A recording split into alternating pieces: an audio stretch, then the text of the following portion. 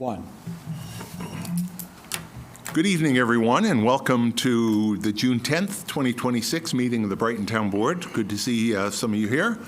I'm Bill Maley, Brighton Town Supervisor, and I am calling this meeting to order. If you are physically able to do so, please rise. If not, please rise in spirit and join us with the pledge. Councilmember Salzman, I'll ask you to lead tonight. I pledge allegiance to the flag of the United States of America and to the republic for which it stands, one nation, under God, indivisible, with liberty and justice for all. Thank you.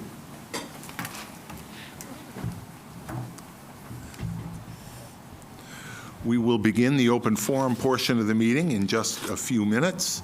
The open forum is the opportunity where members of the public can address the town board.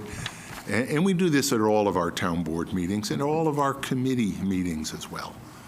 If you are live streaming us on YouTube, you will have to switch over to Teams in order to speak during the open forum remotely. Obviously, if you're here tonight, you'll have a chance to do it in person.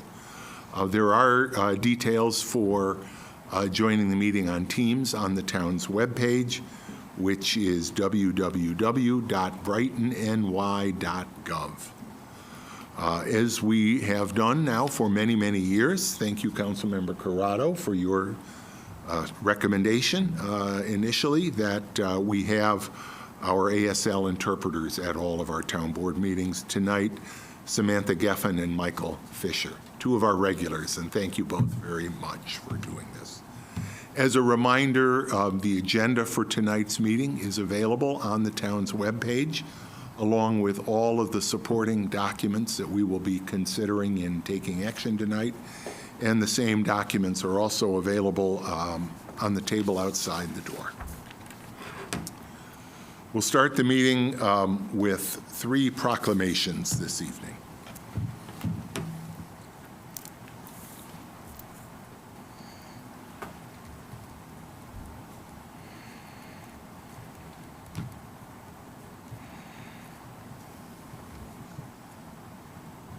First is Caribbean American Heritage Month. Whereas Caribbean American Heritage Month celebrates the achievements and dreams of millions of people of Caribbean origin now living in the United States.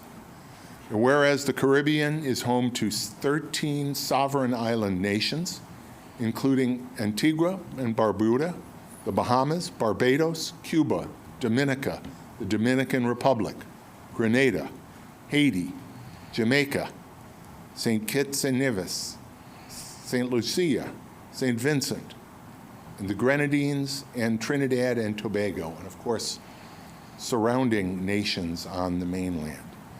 Each of those countries has its own uniqueness and history. Whereas Caribbean American Heritage Month celebrates Caribbean contributions to American history, life, and culture, and the month is marked by special events, including festivals and forums throughout the area. Whereas Caribbean American citizens of the United States have greatly influenced the development of our nation, including at the very start, when Alexander Hamilton moved to the fledgling United States to become a founder of this country and the first Secretary of the Treasury. Whereas, more broadly, Caribbean Americans provide leadership and service in all aspects of community life, including business, politics, civic participation, education, science, health, community service, philanthropy, music, and more.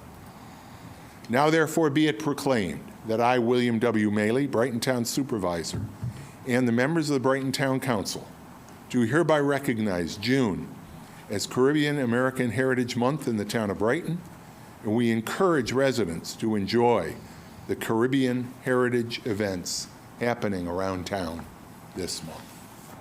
Here's the proclamation. It's also up on the screen.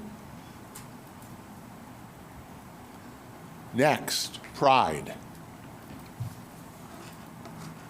Whereas, representing people from across all cultures, incomes, geographies, and religions, the LGBTQIA+ community has helped people embrace who they are and love who they love.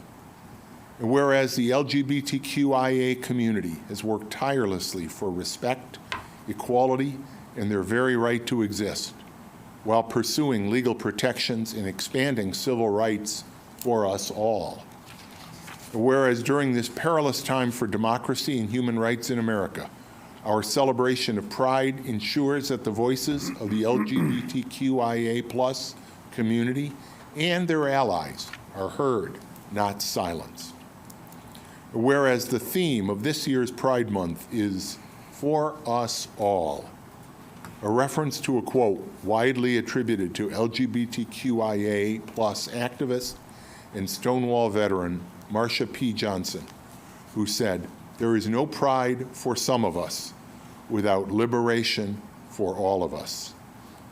And whereas, as trans and non-binary people have increasingly become targets of hate, this year's theme recalls the queer trailblazers who have shown us the way to keep fighting for the most marginalized among us. Whereas Pride reminds us to remain vigilant and continue to take action to advance the cause of equality for the diverse LGBTQIA+ community, all spaces must be safe for every person to be who they are without question. Whereas the town of Brighton loudly and proudly celebrates Pride, starting last week at the Brighton Farmers Market, obviously tonight, but continuing next month with a special town hall event, display of the spectacular Brighton Pride flag, and participation in the Rochester Pride Parade. Now therefore be it proclaimed that I, William W. Maley, Brighton Town Supervisor, and the members of the Brighton Town Council do hereby commit to uplifting pride in the town of Brighton and urge all residents to join us in celebration. We saw close to home in Webster just this past week that pride, and especially the images, the symbols of pride, come under attack. And Brighton has a very different approach to pride. We celebrate pride. It's an important part of who we are.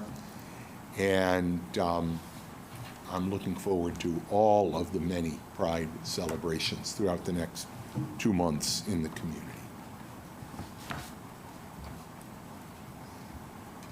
And finally, Juneteenth, which of course is coming up June 19th. The town of Brighton will have a ceremony right here on June 18th. And of course, Juneteenth represents and celebrates June 19th, 1865, when Union Army Major General Gordon Granger arrived in Galveston, Texas, and announced that the Emancipation Proclamation applied in Texas. The war was over. They hadn't necessarily gotten the word yet in Texas, but he sent it, he brought it home, and Juneteenth became a holiday that is now a federal holiday, of course. And the proclamation reads as follows: whereas on June 19th, 1865, freedom finally came for the 250,000 enslaved people of Texas when Union Army Major General Gordon Granger arrived in Galveston to enforce what had already been the law of the land for 2.5 years, the Emancipation Proclamation. Whereas that day, which would become known as Juneteenth or Juneteenth Independence Day, has been celebrated since 1865, becoming an annual tradition for generations of African Americans. Whereas the Emancipation Proclamation did not automatically create a society where freed slaves nor free men and free women were gifted the equality they deserved as promised. And instead, African Americans have long struggled and fought for the dismantling of social and legal oppression. Whereas recognizing Juneteenth ensures that even the most bleak and cruel periods of American history are not forgotten but rightfully woven into the complex history of this nation. Whereas as we celebrate 250 years since the signing of the Declaration of Independence, Juneteenth becomes an opportunity to reflect on the promises written therein and to bring us together so that we may all be recognized as being created equal and possessing equal rights to life, liberty, and the pursuit of happiness. Now, therefore, be it proclaimed that I, William W. Maley, Brighton Town Supervisor, and the members of the Brighton Town Council do hereby recognize June 19th, 2026 as Juneteenth in the town of Brighton. And we call upon all Brightonians to remain open to learning the history of Juneteenth and to purposely promote the promise and true greatness of democracy. And this proclamation is signed this 10th day of June, 2026. Of course, as we all know, it didn't take long after General Granger marched into Galveston for the pushback. And pushback efforts began just a few years after.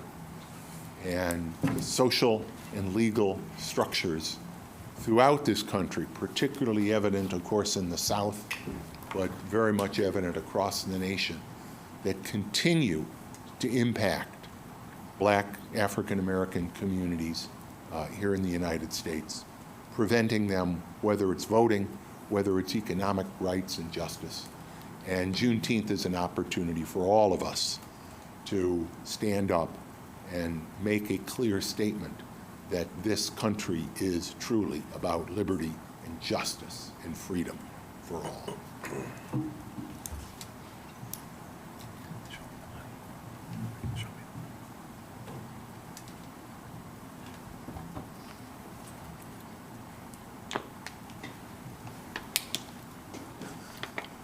Okay. We will now begin our open forum, which we hold, of course, at the beginning of every town board meeting. The open forum is an opportunity for members of the public to address the board concerning any matter relating to the town, whether or not it's an item on our agenda tonight. Once I've finished these instructions, if you're here in the room and would like to speak during open forum, please raise your hand. When I call on you, please come up to the podium to speak. If you're participating in the meeting remotely and want to speak during the open forum, again, you must join the meeting on Teams. Use the raised hand function. You'll be unmuted by the host and you'll have the opportunity to speak. I ask all speakers during the open forum, whether in person or remote, to please state your name and address before speaking. If you have questions, we may not be able to answer them tonight, particularly if your question relates to a matter that's not on the agenda. But our goal here tonight and during the open forum we hold at every town board meeting is to give you the opportunity to share your thoughts with the board and for us to be able to listen to your words. So please direct your remarks to the town board and not to the room or other speakers. Please avoid personal attacks and outbursts of any kind, including applause, boos, or the like, during the open forum out of respect for the speakers and for the time of everyone that's here this evening. Before we start the open forum, though, many of our residents have gotten to know our junior engineer, Chad Roscoe. He has worked with a lot of people in town to establish or extend special improvement districts, or maybe work with them on issues relating to their districts, especially the town's refuse district. Tomorrow will be the 25th anniversary of the day Chad started to work for the town of Brighton. There's going to be a celebration of Chad in the morning up in the Public Works Department. But Chad, we wanted to give you a shout out tonight. You have been such a valuable employee of the town. We really appreciate all those years. Another 25 would be great, by the way, but I understand that, you may have other thoughts. But big shout out to you, Chad, and a big thank you, not only from all of us, but I know from members of the community that you have worked with. So congratulations, Chad. All the best. Boy, Bill, I would move that we change the job definition from junior engineer. Just after 25 years, I think we find something a little more. Well, civil senior. service is a funny What do you thing. think? Actually, we do have a little slight correction, because we did promote him to assistant engineer. That's true. He is assistant engineer. I did get it Oh, wrong. okay. Not Thank you, assistant Glenn. junior. All right. Assistant engineer. Yes. Excellent. Or the tenured engineer. How? Tenured engineer. Assistant engineer, yeah. I also think we're going to start our open forum. We have a presentation. St. John's Meadows is back with their Brickstone sign, and I think they would like to make a brief presentation during the open forum. So the podium is yours.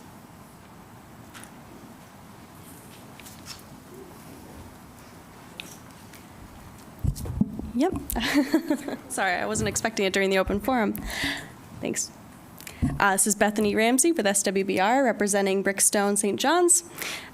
Based on the feedback that we received last month at the public hearing, we have revised the sign, and we've provided that information to members of the town board. As you see, we have reduced the sign size, we've reduced the sign height. Both of those things were specifically called out during the public hearing.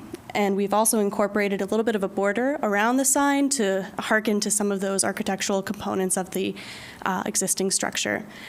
So we kindly ask and request the town to consider this new sign and its size to amend the incentive zoning. Great. Thank you very much. This item is on the agenda this evening. So we will take it up more formally later, but thank you. Thank you.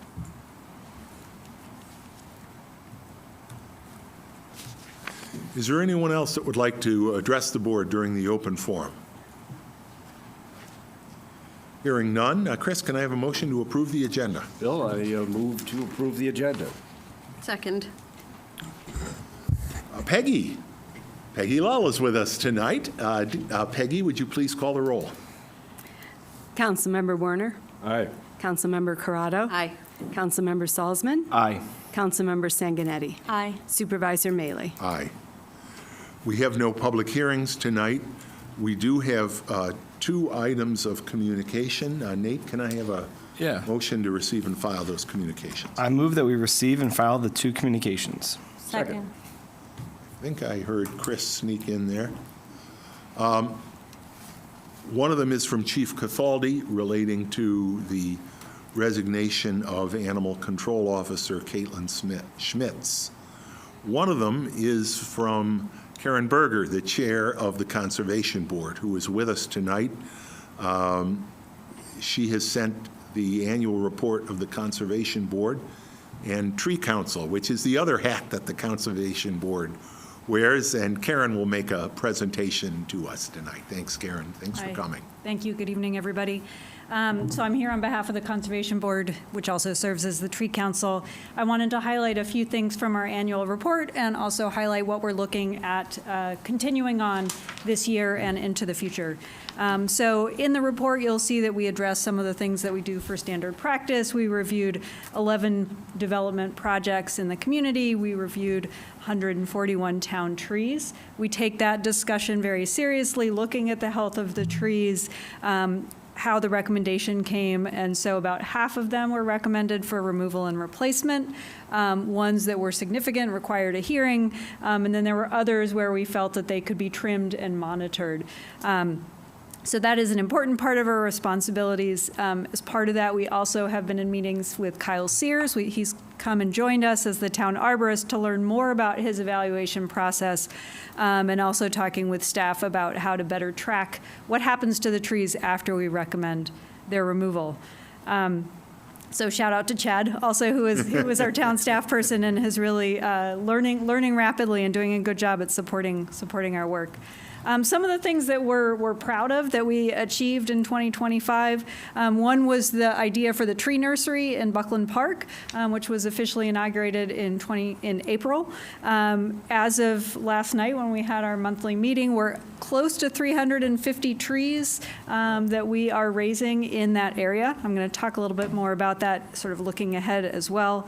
The Pollinator Pathway Program, and that's been a program that was done very much in partnership with Color Brighton Green. And we were at 39 trees at the end of 2025, but every time I see Chad, he hands me a few more. And for those of you who may have heard about it, we had a native plant sale in support of that. We had over 650 people show up to Buckland Park on June 6th. So we had over a dozen vendors, and many of them said it was the most sales they'd ever had at a plant sale. So we're very excited about the community interest in native plants and encouraging the people who bought those to then think about sort of officially registering for the Pollinator Pathway Program. Then there's also the Tree Ambassador Program. So the idea of the Tree Ambassador Program is that many of the young town trees that we plant could benefit from some extra maintenance and some knowledgeable maintenance of those. And so really spearheaded by George Smith, one of the Conservation Board members, we have came up with the idea of training citizen volunteers to do that. And so I will kind of save details on that because it really started working in 2026. So what we've done in the last 6 months and are looking to continue, one of the things is updating information about our town trees in GIS in a way that's online and accessible. If you look at our forestry plan from 2004, it said, we don't know how many town trees we have. We should do this online. We still don't. There are some on there, but it's not continually updated. We're optimistic. There's a volunteer who actually works for the company that makes ArcGIS who has volunteered to help us update this inventory in collaboration with the Conservation Board. So we're hoping that that can help move it forward and that the GIS analyst position can also be filled at some point to support not just the Conservation Board and the trees, but really all of the different ways in which spatial information is of value to our community.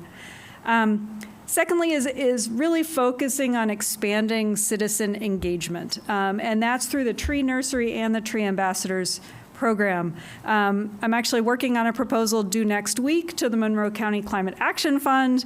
They have funds to support things in line with the county's climate fund.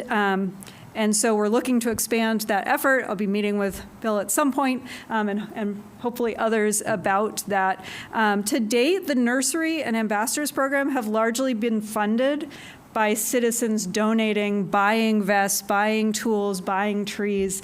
The town has spent some of the money. The town helped with the construction of the fence, but you can't have a sustainable program just on the generosity of citizens. So I'm excited about that proposal and what it means for kind of strengthening these programs. We're also looking to collaborate more with other boards. Nate Gibbs from the Sustainability Oversight Committee and I are in regular communication about shared goals and increasing communication. So that's another thing that we're looking to strengthen in the coming months. I would also mention the importance, one of the things that's come up quite a bit on our board is the question of open space planning and particularly parks planning.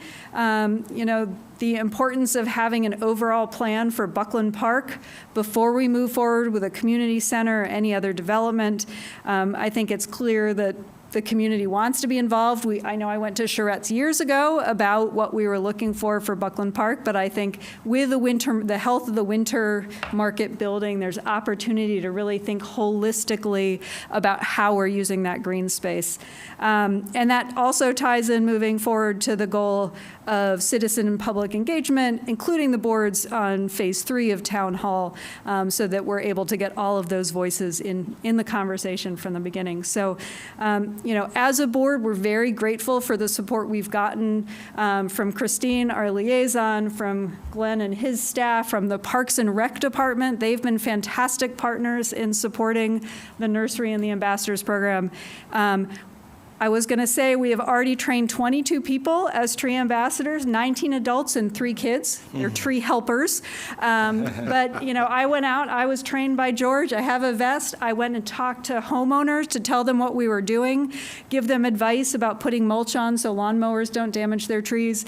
And one of those homeowners actually he was a neighbor of mine, came out a couple days later and said, how do I get involved? So that's really the success of the program. If we can let people know we care about the trees, let's get training on the trees, let's support our highway department, which already has plenty of work to do. And if we can maintain those trees when they're young at sizes that we can successfully trim, we're going to have a healthier canopy moving forward. So that's what we're trying to emphasize in the proposal, that by really building up the canopy, we're helping support the town's comprehensive plan goals, climate action goals, tree city goals, kind of all in one. So I'm excited about how these projects have been coming together. So again, thank you for your support. And if there's any ideas that anyone has that are relevant to us, we're always happy to hear them. So, thank you. Karen, thank you so much. The Conservation Board truly exemplifies what a volunteer community board can do. It's a great report. It's an extraordinary report. And I also want to thank you for reaching out to the town board to hold a joint meeting earlier this year. I think that was very valuable, I hope, for both boards. I know it was valuable for us. So that, thank you. I'm at a loss. That really helpful. The tree ambassador, the tree nursery, these are real tangible things. And thank you for all of those. And thank you for working with us on that grant. That will be very useful. I might add Yes, some more please. praise to Karen and the Conservation Board. Thank you so much for your exemplary leadership with the board. You are all in 100%, and the strategy, the organization, the continuity that you bring to the board, I think makes the experience for all of the members of that board outstanding and rewarding. So we can't do it without outstanding leaders amongst our volunteers, and I'm really grateful to be working with you. I got the lucky assignment. And one of the, we talk about the Conservation Board and the Tree Council. That second role as Tree Council is one of the many elements of the town's tree law. No other town in Monroe County has a tree law anything like what the town of Brighton has, and establishing that tree council as part of it. You alluded to the fact that significant town trees over 30 inches in diameter, not only are reviewed by our arborist, not only are reviewed by our conservation board, but they are also reviewed by the town board in a public hearing before they are removed if necessary. So all of that, and one of the things that came out of that joint meeting between the town board and the conservation board was a new commitment. We've always committed to replace trees that are being removed.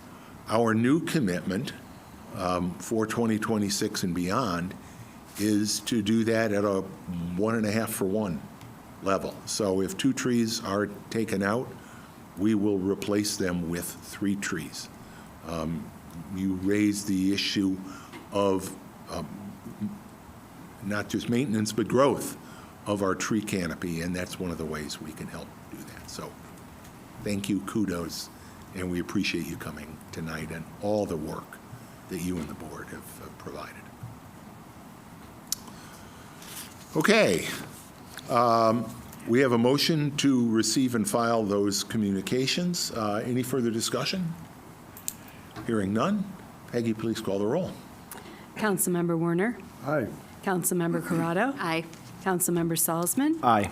Councilmember Sanguinetti. Aye. Supervisor Mailey. Aye. Committee reports, community services. Community Services has not met since the last town board meeting. The next meeting of the Community Services Committee is next week, Wednesday, June 17th at 10 a.m. in the new, refreshed, refurbished fabulously light-filled and clean and lively recreation center spaces at former Brookside, current TUNY. The North Wing. In the North Wing. So enter if you are participating in any recreation programs or if you are coming to join us at the Community Services Committee meeting. Enter still from the South Winton Road entrance to the parking lot. The new entry into the recreation department is straight ahead, a little to the angle, and a little around the corner to get into the North Wing. So come visit, come check it out. The staff are thrilled with their new space. They're very excited that their temporary home is much, much nicer now. So see you next week at 10 o'clock. Great. Finance, Clara. Yes, the Finance and Administrative Services Committee met last Wednesday, June the 3rd. We cover a long list of topics, among which we first discussed the budget amendment related to debt service payments, the need to accommodate a higher transfer from the debt service reserve fund to cover debt service payments in 2026, which now include the addition of a bond anticipation note premium that was deposited last year. We also discussed updates to the police department vehicle fleet, which are preparing 3 older vehicles for either auction or repurposing to other town departments, as well as upgrades to their department's break room. We discussed a resolution to authorize a match assurance for the New York Place grant application. The town match requirement will be 20%. We also discussed a change order for Annex Architecture of over $15,000, as well as continuing the DPW services fee update. Our next meeting is next Wednesday, June 17th at 8:30 a.m. Thank you. Public Safety. Bill, Public Safety last met yesterday, June 9th. We started off by talking to neighbors on Chelmsford Road. We talked about traffic safety and some traffic calming measures. We discussed the idea of possibly doing adding lights, adding sidewalks, adding speed bumps or humps. We decided that the best thing to do would be to gather more data, do some more traffic enforcement, then come back next month and discuss what that data showed us. We next talked about signage on Newcrest Drive. And so the issue there were cars parking too close to the curb. I hope the chief can remember off the top of his head how close you're allowed to park to the curb. I was sitting over here the last 10 minutes. 30 feet from an intersection. 30 feet? Absent, gonna say 30. absent additional signage, even without a sign, you have to park at least 30 feet away from an intersection. Thank you. I was sitting here trying to remember what it was. 30 feet addition. Thank you. And 20 feet from a marked crosswalk. 20 feet from a marked crosswalk. Thank you, Christine. We also discussed the next steps for a Lockdeville crosswalk proposal. The entire town board was excited about that idea. We heard from residents. We agreed it's a good idea. We discussed the possibility of a walk audit to gather some community feedback. Because, as Councilmember Corrado pointed out, it's important not just to do the traffic study on the engineer's side, but also to walk the streets with the neighbors and figure out what's most comfortable and most accessible for people on foot. Lastly, I want to mention that the chief has sent me this in a different email. Normally I write this out, but I know that there's a traffic enforcement coming up. Speed Week, thank you. Speed Week is coming up because it's so important that as we get to these summer months that we are also being safe on the road. So the chief and the Brighton Police will be keeping an eye on our roads. Our next meeting is on July 14th at 0800 hours. Thank you, Nate. Public Works, Chris. Thanks, Bill.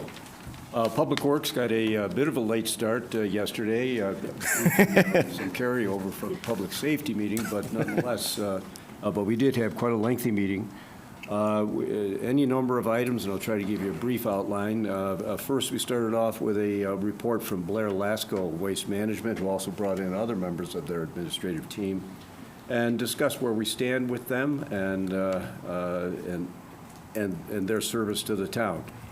It's not perfect, but I believe it's getting closer to that, as close as could be. Still some issues, especially regarding the recycling toters and whether it should be weekly or biweekly and so forth, the availability of a second toter, but quite an extensive discussion with the waste management folks. Also, we had updates on the various town projects, Homemakers Monument, where there's going to be a meeting at the end of June, June 22nd or 23rd, I believe, the neighborhood district there as to how that's going to proceed.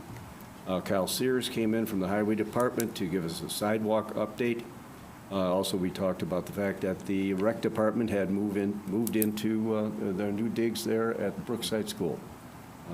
And we also had updates on the town hall renovation and the site work, excuse me, the status of the site work contract and such, and that the upcoming the recreation phase update, and that Labella is needing to walk the site and looking at some pricing, and we're looking forward to the public forum that will study and design that project.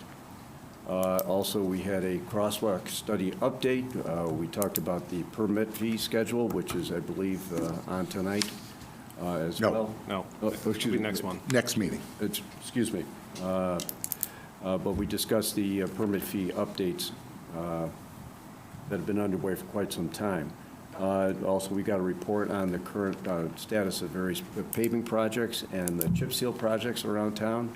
Also, some citizens came in to express concerns about the status of construction of a home on Southern Parkway, and we had quite an extensive discussion there.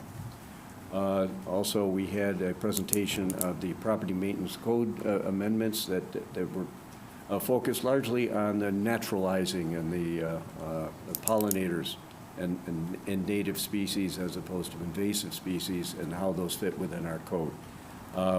That's going to be deferred to the inspection folks and to get their input as well, and we continue those discussions. We just briefly spoke about the fact that St. John's was coming in tonight with the Brickstone sign issue. Also, there was some discussion of technical amendments to the incentive zoning application by GCI. The meeting was then adjourned at about 10:30. No, 11:30, excuse me. Yes, we did get a very late start, as I recall. But the next committee meeting. Nice try, Chris. I said to myself, I'm not going to tease Chris on his birthday. Not on his birthday.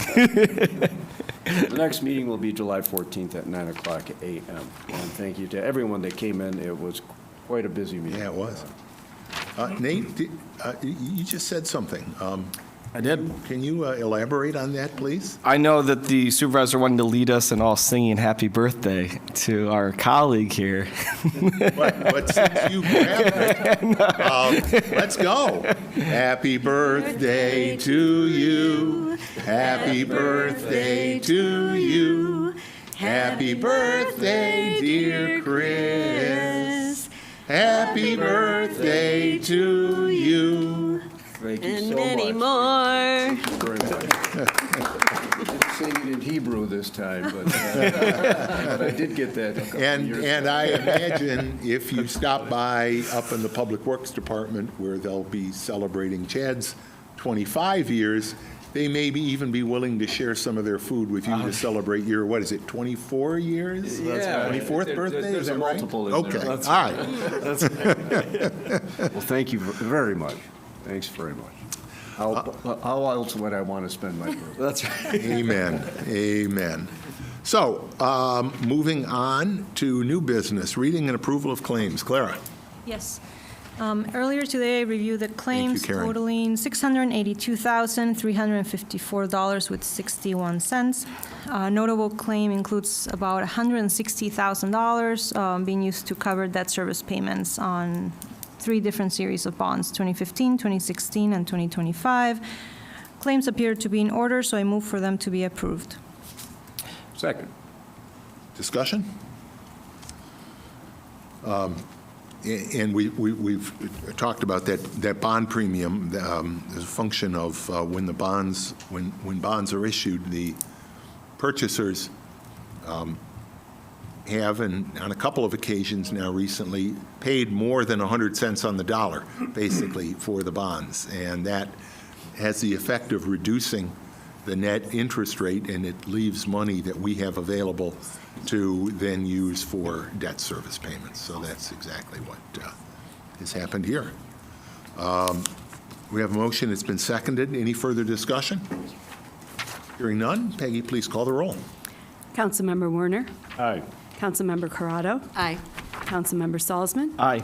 Councilmember Sanguinetti. Aye. And Supervisor Mailey. Aye, and I'll let Clara do the next one, too, because that is the debt service Yeah. reserve. The next matter seeks to amend the budget by transferring $103,985 from the debt service reserved account to offset debt service payments. I move for this resolution to be approved. Second. Any discussion? Hearing none. Peggy, please call the roll. Councilmember Werner. Aye. Councilmember Corrado. Aye. Councilmember Salzman. Aye. Councilmember Sanguinetti. Aye. Supervisor Mailey. Aye. I'm going to ask if it's okay with the board if we move up the item to set the public hearing for the Brickstone sign, because we have them here in the room. Yeah, sure. If that's all right with everybody, I will ask Councilmember Corrado for a motion on that. Happily. I move that we set a public hearing to amend the incentive zoning approval for Brickstone by St. John's for the installation of a sign larger than currently permitted. That public hearing to be slated for, and I wanted to look this up in advance, It's the July, July 9th. Yes, July 9th at 7 p.m. The meeting's on a Thursday? no. No, I'm sorry, July 8th at 7 p.m. Okay, just checking. Can I have a second? Second. Any discussion? Again, as we discussed I have last a, I have time. a question for Oh, John. yeah. Could we amend the resolution to include feedback from the Architectural Review Board prior to the public hearing? Doesn't that come Yes, after? the Architectural Review Board is going to be required to review the sign only if the town board allows the incentive zoning amendment to occur. It's still going to be subject to, I believe it's not only the ARB, but the planning board as well is going to have to review this. No, yeah, I understand that, but getting feedback to utilize it to amend the incentive zoning resolution. So we don't have a mechanism in our code to refer incentive zoning amendments to the boards before the town board decides whether. Not to refer to them, I'm sorry, I'm not explaining myself correctly, to request their feedback for us to have when we vote on the amendment. It's the same, so I interpret requesting their feedback is the same thing as referring it to the board for their recommendation. So we have a mechanism in our code to refer it to the planning board at the beginning stages of the incentive zoning process, where we are requesting them to evaluate essentially the incentives and the amenities and the balancing of those as part of that process before the initial approval is granted. If the amendments that were requested were of such a substantial nature that it warranted effectively reopening the incentive zoning process, we would also have discretion to refer it back to the planning board under our code. We do not have a mechanism in our code that authorizes referrals to other boards as part of this process. And in this particular circumstance, the board would have to exercise discretion as to whether it would consider this to be of a significant nature that the planning board would warrant a referral. In my opinion, based on what is being requested, is not a significant enough change to warrant the process being started over, but it is significant enough to have the public hearing reopened. And so that's typically been our process for these types of changes. When is the next ARB meeting? June 23rd. So I guess there is certainly nothing to prevent the ARB on its own initiative from communicating to the town board about this proposal. But there is no mechanism in place for the town board to refer it formally to the ARB until after the board has taken So if I can maybe follow up on that thought, Supervisor, there is, the applicant or the property owner always has the right to ask the ARB directly for guidance with respect to something that may be coming before that board in the future. I mean, that'd be sort of an informal request to appear before the board to get feedback on a proposal. They would have that right to seek that input. And if they sought that input from the ARB, then the ARB could provide that feedback to us. And the nature of the town board's action, while obviously I suspect most of us looked at this design tonight and liked it better than what we saw the last time, but our role is less architectural and more how does this fit in substantively with the incentive zoning approval that we previously made. And perhaps, Councilmember Sanguinetti, this would help.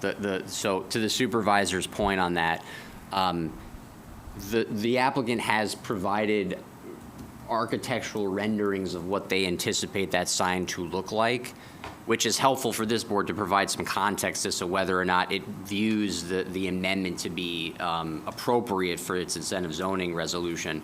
But this board is actually only really approving sort of the footprint, as it were, of the board. So the dimensional characteristics. So anything within the dimensions, this board is going to have jurisdiction over setting sort of the parameters. It shall only be this square footage.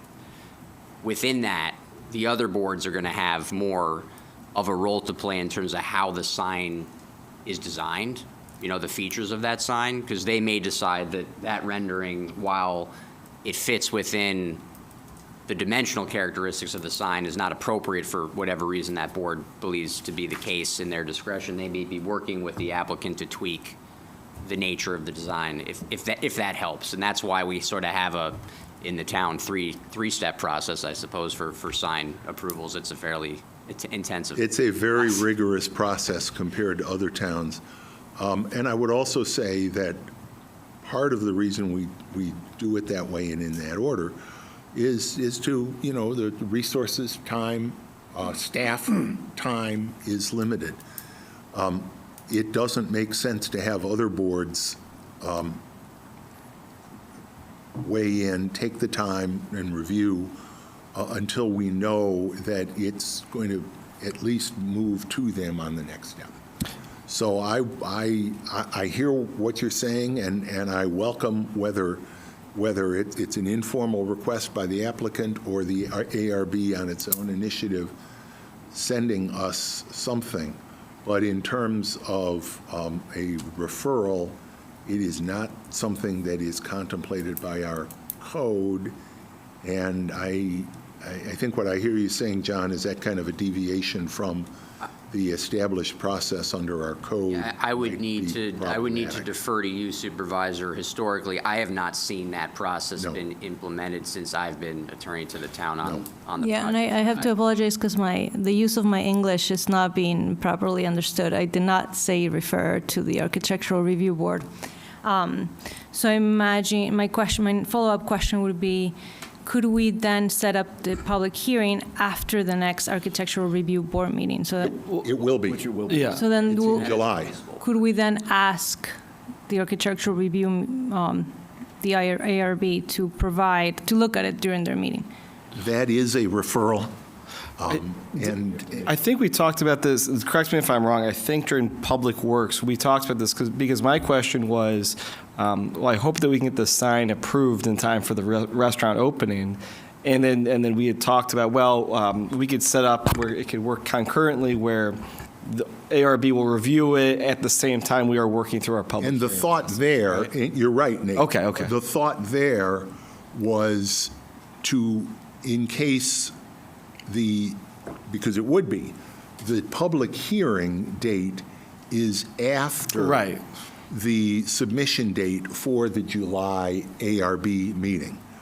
I would be comfortable, and Glenn, you know, we've done this before because we do know that timelines are, especially when we have those three layers, if notwithstanding the fact that we're not going to hold this public hearing until June 8th, I have no objection if the applicant applies both to the ARB and to the planning board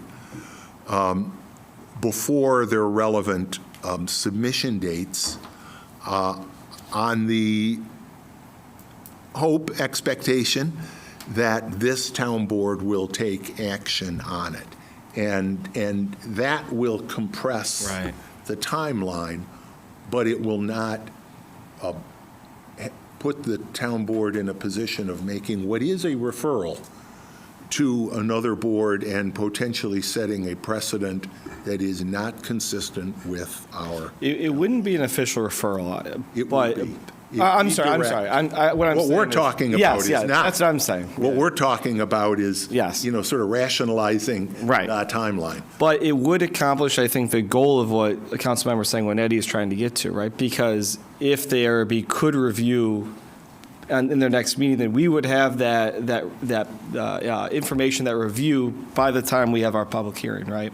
They're certainly free if they Yeah. want to write a letter, Okay, so but I'm sorry. I don't. Yeah. So I think we might be able to accomplish what Councilmember Sanguinetti is trying to Yeah, accomplish. I really don't get what's the big deal. I mean, we have this very talented boards and a very lengthy step. So to make it more efficient for the applicant as well, to get the feedback before, because there might be some major interpretation of the architectural review board that I think would be beneficial for every party involved to have it ahead of time. Of course. I just wanted to bring to the attention of the board that we have already submitted our application to the ARB and the PB. Great. That was yesterday. And that we got in time. We purposely did it yesterday ahead of this meeting because that was the deadline to be able to get on the July, the June ARB board and the July planning board. A lot of boards. It is a lot of boards. So I- yeah. You're going to be on. I believe so. I haven't been given feedback that we will be on those agendas, but I will be reaching out to confirm that. Can I ask a question about the, assuming you're on the agenda for Yep. those boards and you get feedback that recommends further revision of the sign, does the proposed sign as it stands now, is that what we will be acting on after the public hearing in July? Or is it whatever form it arrives in July? Well, in general, it's going to be what we are looking at tonight, which was just up on the screen for those watching remotely. But as John indicated, largely, that is a function, yes, we all have eyes, we see the design, but more importantly, it's a function of size and how the size compares to what was originally approved in the incentive zoning application, where on the site it's located, and those are the matters that the town board takes into account, and that's why we have, once the town board says yes, a sign can go there, that's why then the ARB can take what has been submitted not only to the town board but to them and give their thoughts or approve it.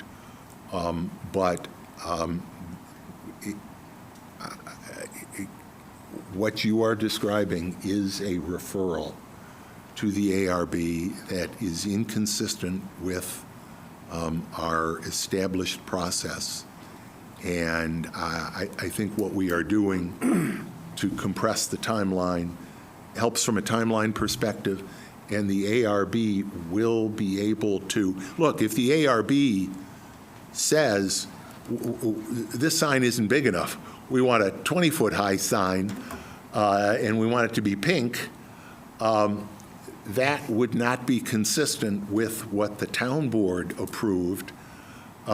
We wouldn't probably weigh in on the pink.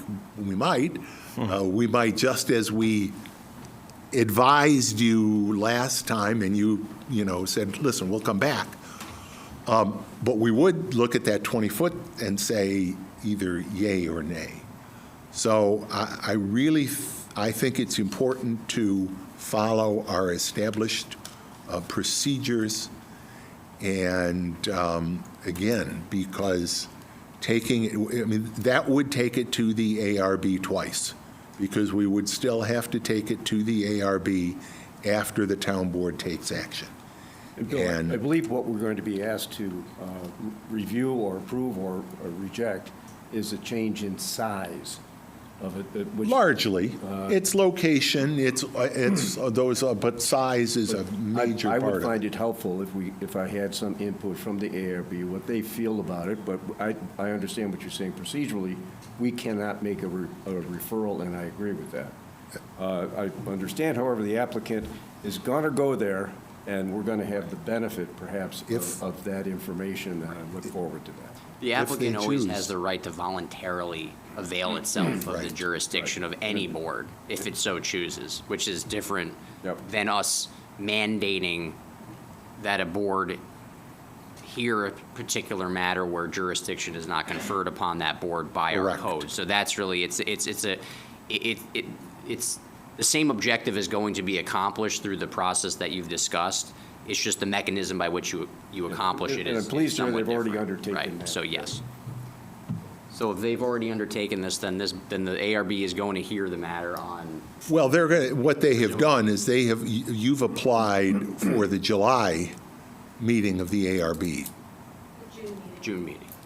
June Oh. 23rd. Okay, Right. Just July. Which is, I mean, that, but they will still have to go to the ARB.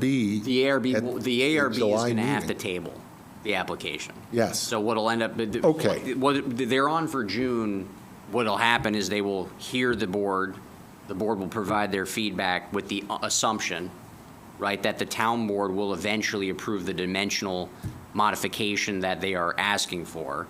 And with that assumption, they will provide feedback on the sign proposal as they've currently designed it. And whatever that feedback is, if it wants to be pink, if it wants polka dots, whatever the case may be, they will Please, no provide that polka dots. feedback. And this board will have that information to understand, does the ARB have issues with the dimensional characteristics, the location, the design, all of the above?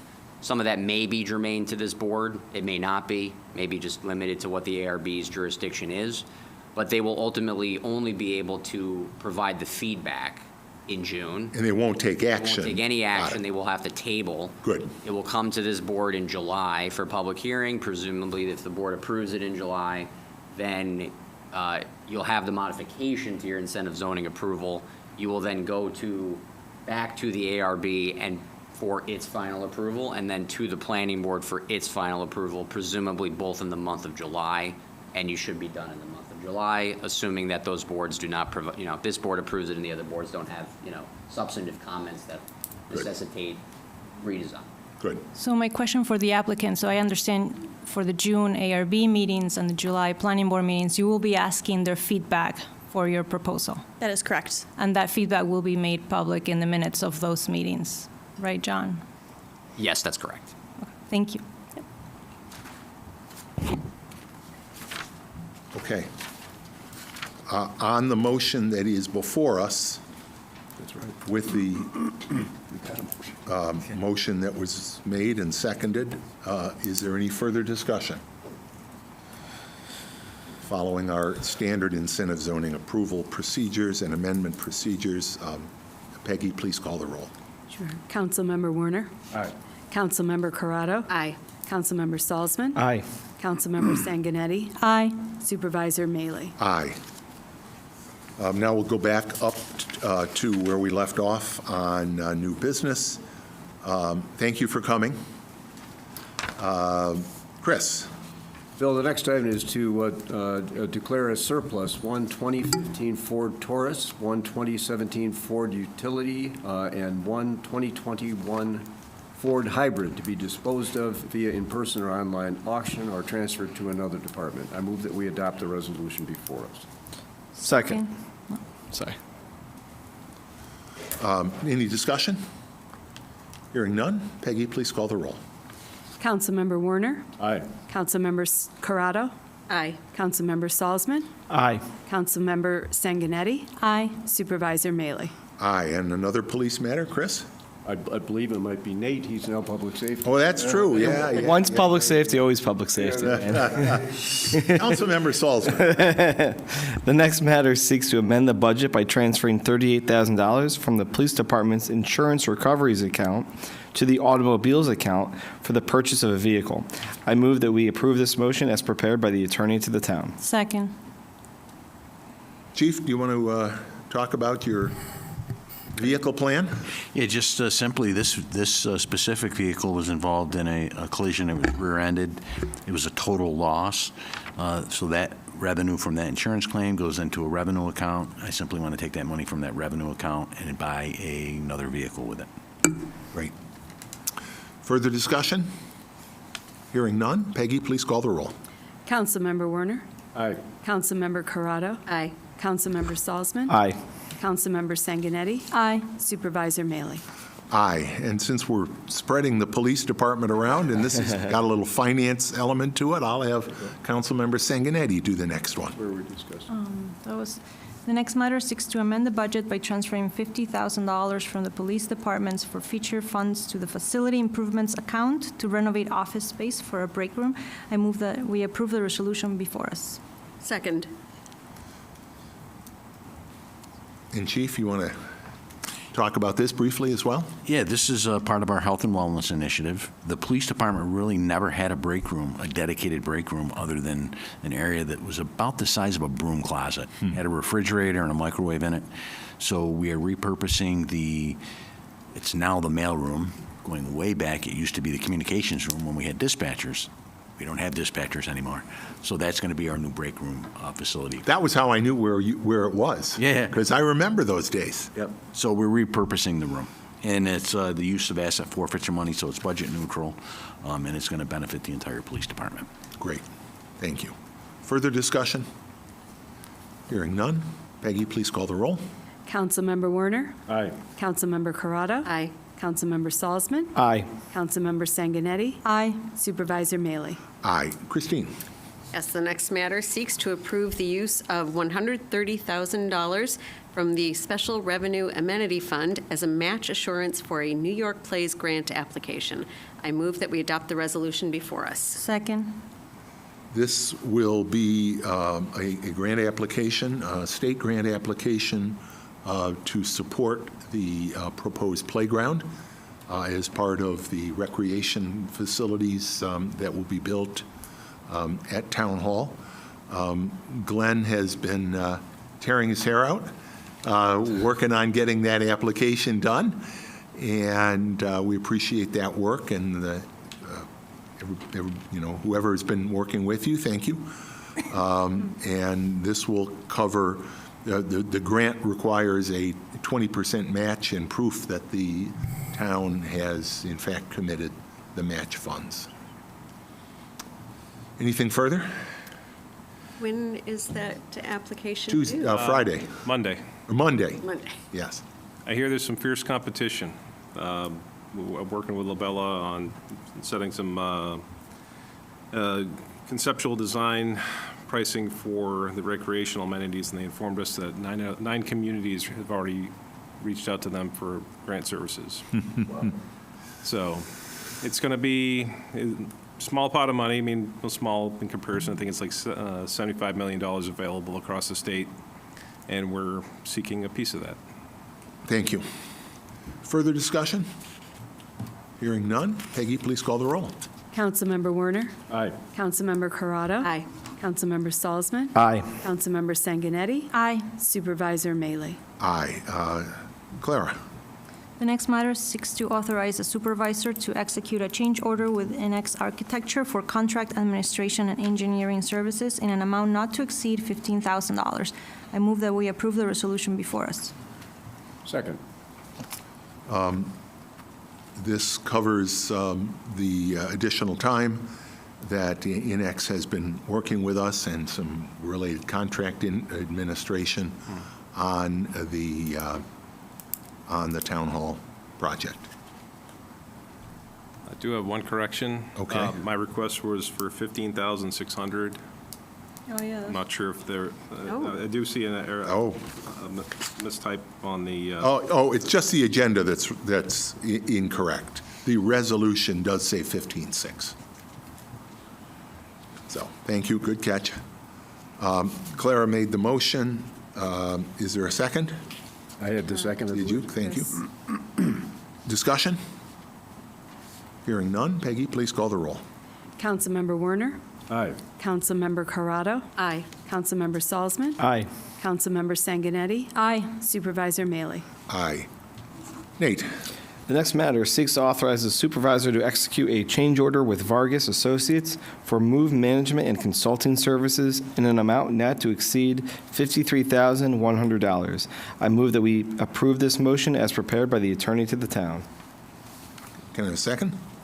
Second? We are already planning for the move back and trying to make sure that that move works as seamlessly as we can.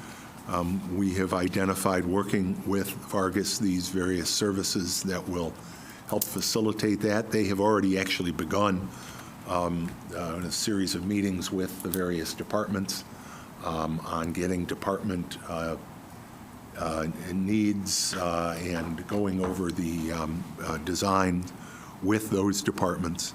And that will give them really a jumping off point for the rest of the services that will be required to conduct the move.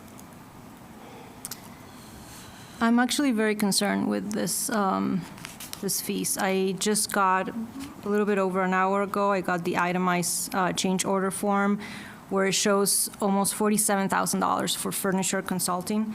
I think is a very responsible use of funds. I'm seeing a line item here that they're charging something over $3,100 to assist in the assignment of unused furniture. Feeling like this, again, this is an excessive charge for furniture consulting, which could be easily done at a fraction of the cost with AI. So for that reason, I cannot support this motion. And that's fine. I think what is important is, as the various as departments work and are putting together their designs, we tried on the move out of the building to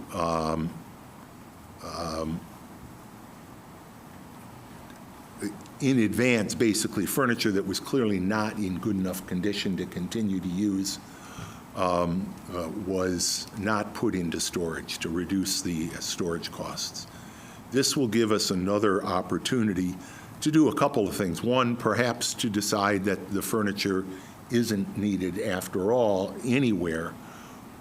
Two, it may be usable for a different department.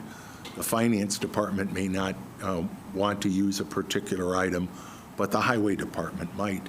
And third, it would prepare for potential resale of those furniture items. But, that's fine.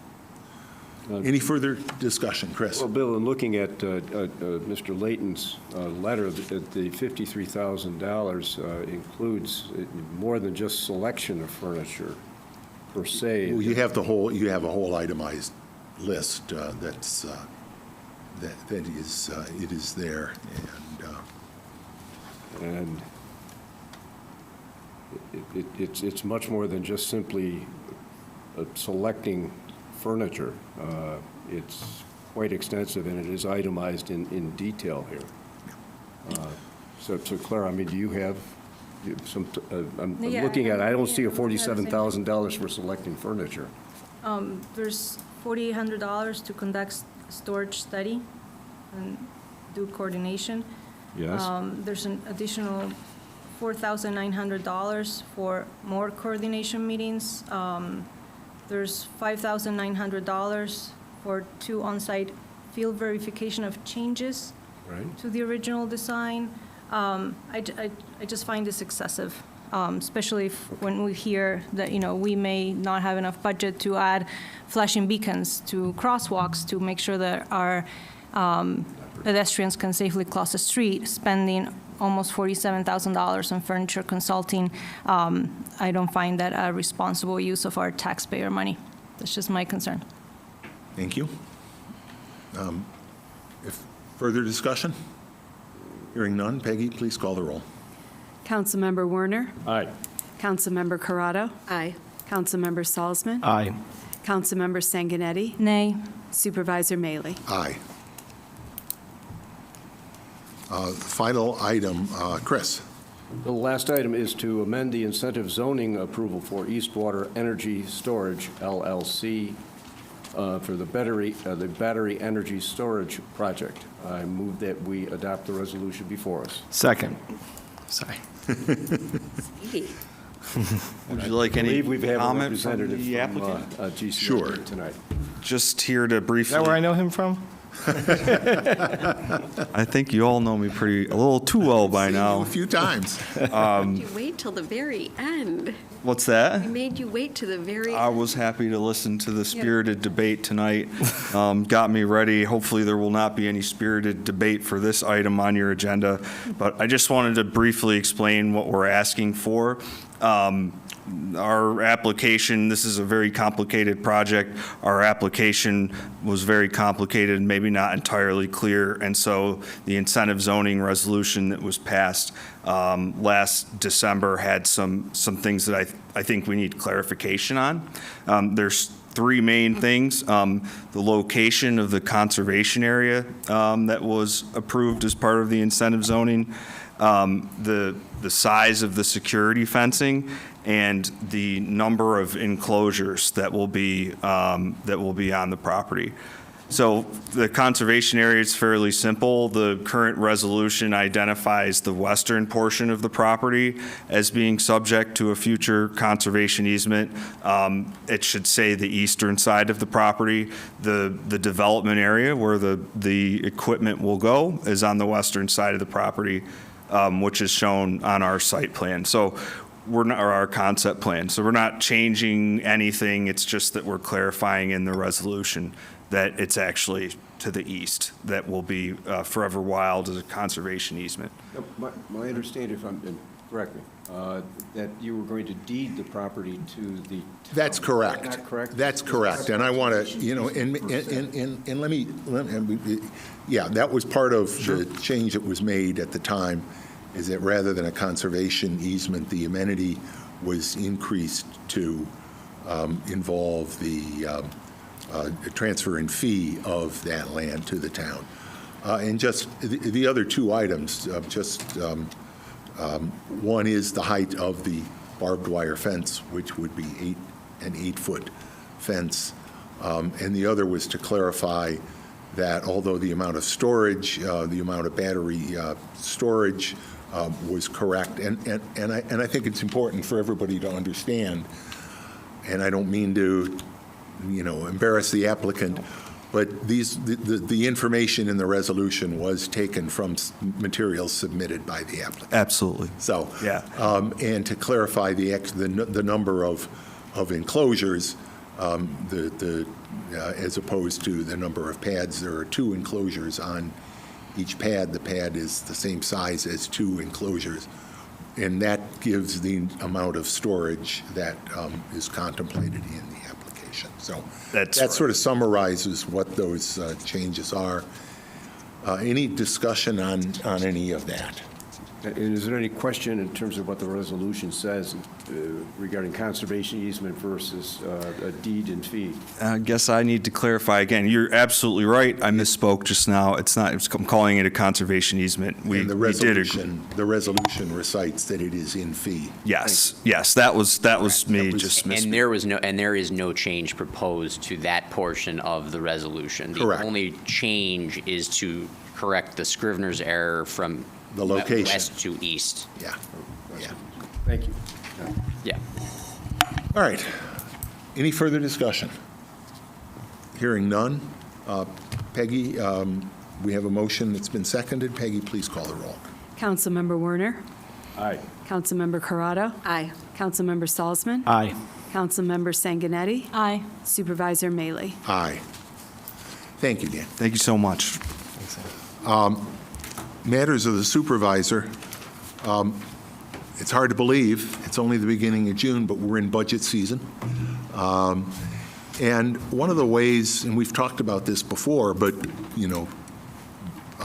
one of the ways that the town works to control costs, we have a number of insurance programs, our workers' comp insurance through the Comp Alliance, NYMIR, the New York Municipal Insurance Reciprocal, which provides coverage for property, casualty, and liability, and similar insurance lines for municipalities throughout New York State. The Comp Alliance is also throughout New York State.